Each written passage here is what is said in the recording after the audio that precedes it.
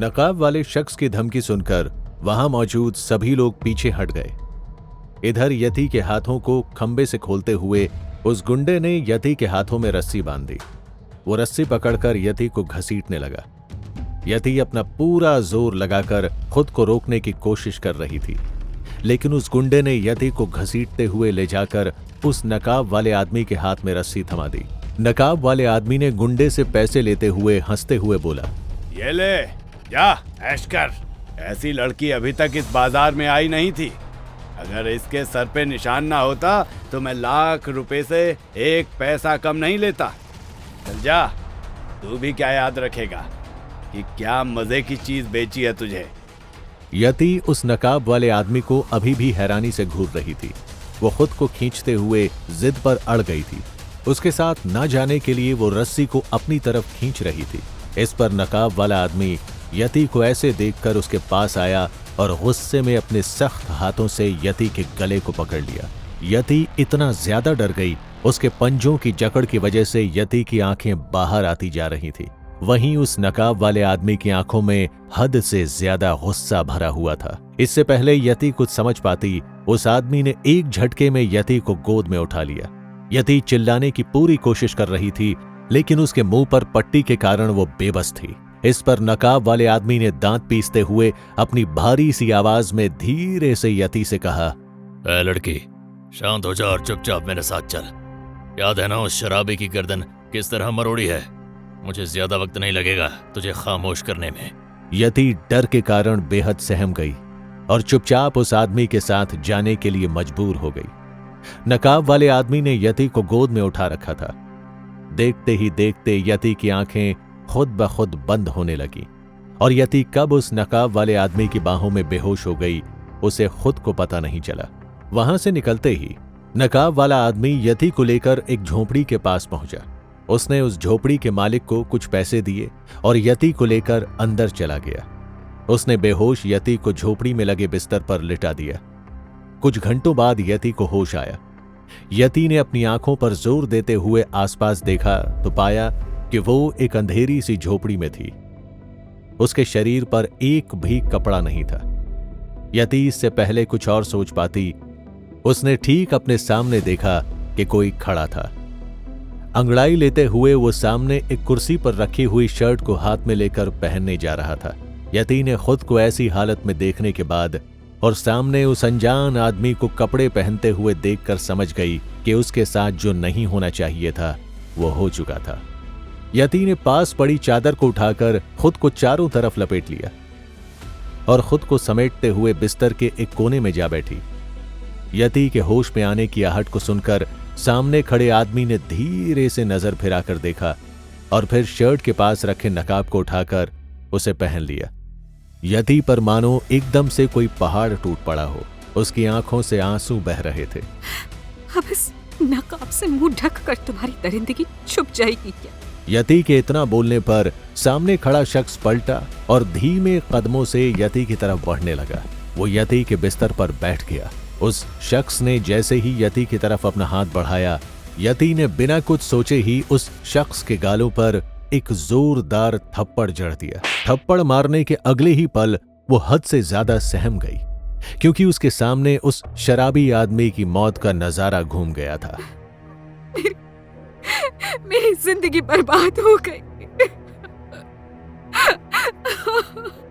इस शख्स ने यति के हाथों से थप्पड़ खाने के बाद उसे पलटकर घूरते हुए देखा।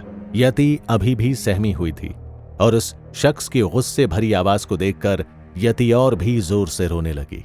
वो शख्स गुस्से में बिस्तर से उठ खड़ा हुआ और बिना कुछ कहे ही झोपड़ी से बाहर चला गया।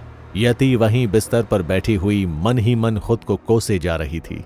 मैंने ऐसा क्या गुनाह किया था जो मेरे साथ ये हुआ? मैं बेची गई, मैं खरीदी गई और आज अपनी इज्जत भी गंवा बैठी। अब मैं क्या करूंगी, कहाँ जाऊंगी? घर में किसी को पता होगा भी कि नहीं कि मेरे साथ कुछ ही घंटों में क्या कुछ हो गया है।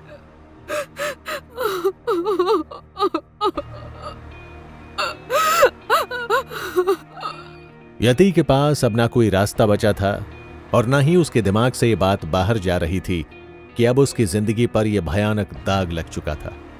यति के दिमाग में एक तरफ तो मरने का ख्याल आ रहा था, तो दूसरी तरफ इस जगह से बचकर वापस घर भागने की सोच रही थी। यति इसी सब में उलझी हुई थी कि तभी एक बार फिर से झोपड़ी का दरवाजा खुला।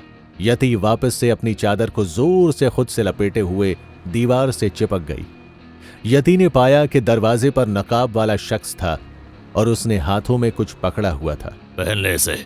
और इतना कहते हुए वो वापस झोपड़ी के बाहर चला गया। यति ने थैला खोलकर देखा तो पाया कि उसमें कुछ कपड़े थे।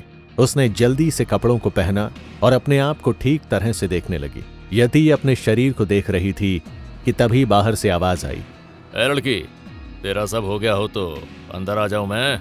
इस पर यति ने घबराते हुए इधर उधर देखा।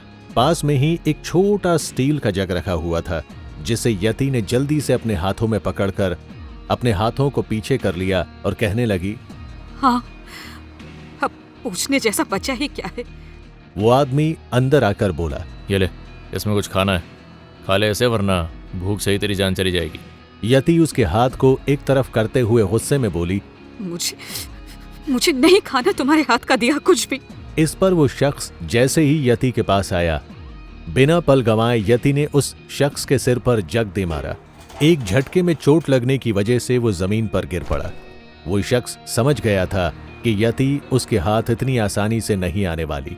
यति इस मौके का फायदा उठाते हुए झोपड़ी से बाहर निकल गई। यति के लिए वो जगह पूरी तरह से अनजान थी और आसपास के लोग यति को हैरानी से देखने लगे। यति सबकी नजरों से खुद को बचाकर वहां से निकलना चाह रही थी, लेकिन हर किसी की नजर यति पर ही जमी हुई थी। यति ने वहां से भागते समय एक दो लोगों से इस जगह से निकलने का रास्ता पूछा, लेकिन यति को देखने वाला सवाल पूछते ही या तो वहां से दूर हट जाता या बिना जवाब दिए ही वहां से चला जाता। परेशान होकर यति ने चिल्ला चिल्ला कर लोगों से पूछना शुरू किया, कोई तो मुझे बताओ, यहाँ से निकलना कैसे है? मेरी मदद करो, मैं आप सबके सामने हाथ जोड़ती हूँ। मुझे यहाँ जबरदस्ती लाया गया है, मेरी मदद करो।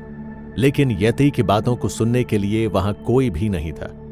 लोग किसी अनजान लड़की के मामले में पड़ना नहीं चाहते थे। यति भागते हुए कितनी ही गलियों में गई, छुपते छुपाते आगे बढ़ी, पर वो किसी भी तरीके से उस गांव से बाहर नहीं निकल पा रही थी। लेकिन आखिर में उसे एक ऐसा भी रास्ता नजर आया जो गांव से बिल्कुल ही बाहर जाता हुआ लग रहा था। यति भागते हुए उस गांव के बाहर पहुंची। वहां एक छोटा सा बाजार लगा हुआ था, पास ही कुछ लोग थे और दुकानें थी। यति वहीं पर एक दुकान पर आ रुकी। उसे जोरों से भूख लग रही थी। वहां दुकान पर रखे ब्रेड और नरम रोटियों को देखते हुए उसने धीरे से दुकान वाले से कहा, भैया, मुझे कुछ खाने को मिलेगा? पैसे वैसे हैं तुम्हारे पास? तुम्हें देखकर लगता तो नहीं यहाँ की तो होगी नहीं तुम। वो सब छोड़िए, आपको खाना नहीं देना तो मत दीजिए, पर यहाँ से बाहर निकलने का रास्ता बता दीजिए। मेरी मदद करिए, कम से कम सूर्य हवेली तक पहुँचने के लिए कौन सा रास्ता जाता है ये तो बता दीजिए। सूर्य हवेली का नाम सुनते ही वहां आसपास खड़े सभी लोग हैरान हो गए। यति को हैरानी से देखने लगे। यति को समझ ही नहीं आया कि लोग उसे ऐसे क्यों देख रहे थे। और फिर उसके बाद यति के साथ जो हुआ उसका दिल दहल गया।